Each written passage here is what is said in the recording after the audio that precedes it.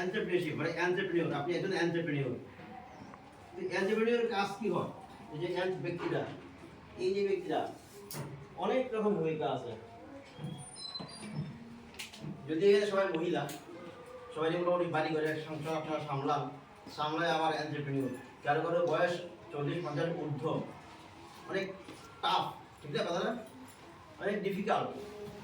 এর মধ্যেও পারা যায় এবং অনেকে করতেছে, অনেকে একটা নতুন কিছু করা, স্বাবলম্বী।